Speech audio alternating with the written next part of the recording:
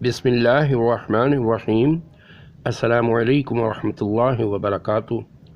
ہمارا YouTube channel uncle باتونی آج جو عنوان لے کر آیا ہے وہ دراصل معاشرے میں اکثر خاندانوں کی پریشانیوں کو دیکھتے ہوئے ذہن میں آیا ہے۔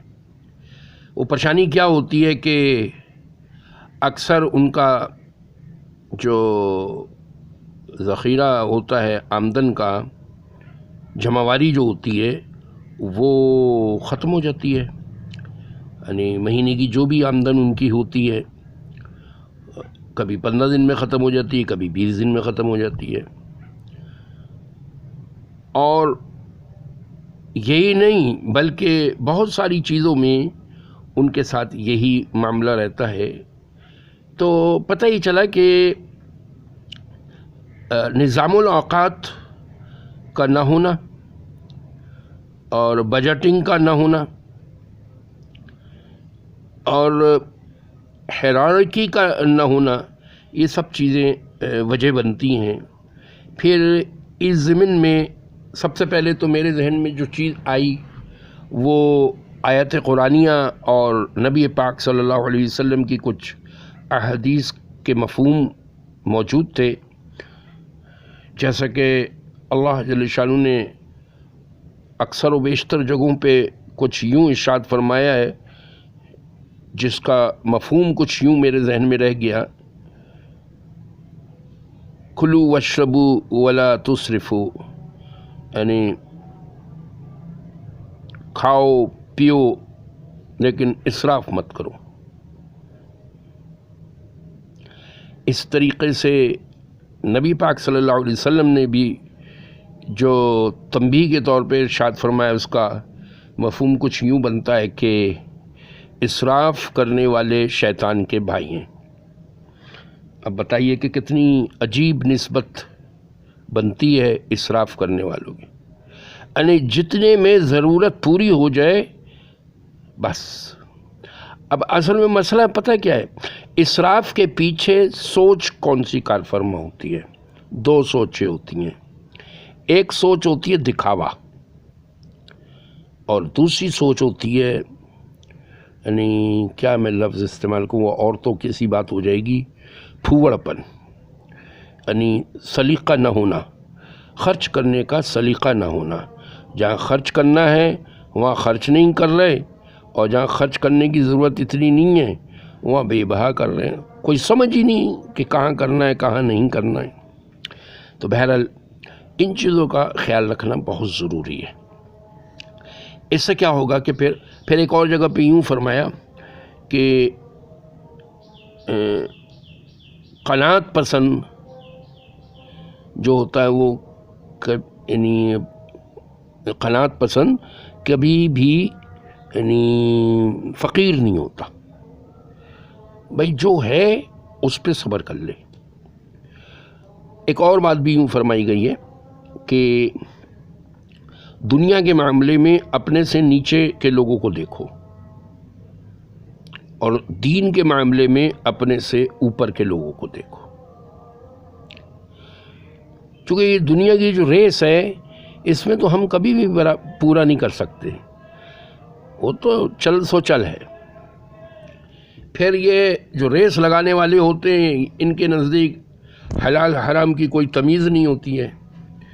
اور پھر ایک بات یہ کہ ان کی زندگیوں میں پھر بے چینیاں بھی اسی طرح کی ہوتی ہیں۔ تو کیا ضرورت پڑی ہے ہمیں کہ ہم ایسے لوگوں کی ریس میں شامل ہوں کہ جہاں بے سکونی ہے، بے یقینی ہے، بے اعتمادی ہے۔ تو کتنے ہی لوگ ایسے ہیں کہ خاندان کے اندر غریب غربا لوگ موجود ہوتے ہیں، یعنی وائٹ کالر ہوتے ہیں اور غریب ہوتے ہیں، لیکن وہ جو پیسے والے لوگ ہوتے ہیں، کوٹھی بنگلے والے لوگ ہوتے ہیں، وہ یعنی معاشرے کے اندر ایسے لوگ بہت موجود ہیں، وہ اپنے اوپر غریبی کو طاری کر لیتے ہیں کہ کوئی ہم سے مانگ نہ لے۔ حالانکہ حکم یہ ہے کہ اگر اللہ نے آپ کو دیا ہے مال تو پھر اپنا پہناوا بھی ایسا رکھو، اپنا ہر وضع قطع سے پتہ چلے کہ آپ مالدار ہیں، تاکہ اگر کوئی ضرورت مند ہو تو وہ آپ سے کہہ سکے کہ بھئی میری یہ پریشانی ہے، مجھے اتنا ادھار چاہیے یا فلاں فلاں۔ یہ مسئلہ سارا یہ ہے کہ علماء کے قریب آئے گا تو پھر کچھ پتہ چلے گا، نہ غریب کو کچھ پتہ نہ امیر کو کچھ پتہ۔ تو اس لیے بھئی ضروری ہے کہ ہم علماء کے قریب رہیں، علماء سے پوچھ کے اپنے معاملات کو کریں۔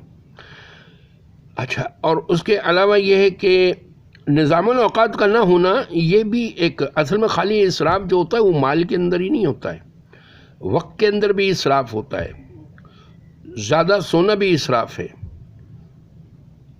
پھر یہ ہے کہ بے وقت سونا اور بے وقت جاگنا۔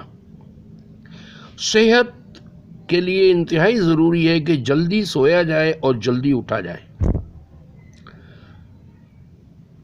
ایک جانوروں کی طرح سونا کہ تھک گئے تو اونگ لیے پھر سو گئے،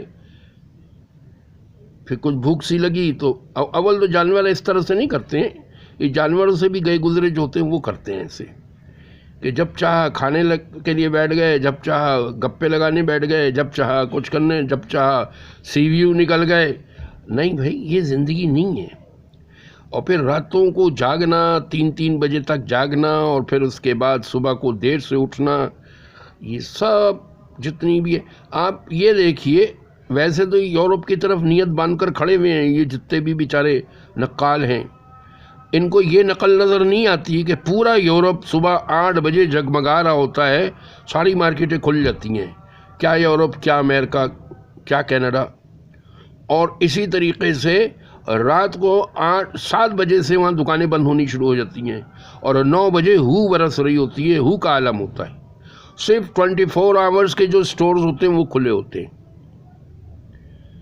تو یہ سب چیزیں بھائی، کافر سے بھی اگر کوئی کام کی چیز مل رہی ہے تو کافر نے بھی تو ہم مسلمانوں سے سیکھا ہے نا، کم سے کم اس سے ہی ہم یہ بات سیکھ لیں کہ بھئی سیکھنے کے معاملے میں تعصب نہیں کرنا چاہیے۔ اور اسی طریقے سے یہ ہے کہ نیچے دیکھ کر چلنا۔ ابھی اس وقت جو معاشرے کی اندر جو بگاڑ چل رہا ہے، اور یہ رشوت عام ہوتی چلی جا رہی ہے، اور بہت سارے مسائل ہیں، اس میں جو بنیادی وجہ ہے وہ یہی ہے کہ لوگ ایک دوسرے کو دیکھ کر ریس میں لگے ہوئے ہیں، اور پھر باقی یہ ہے کہ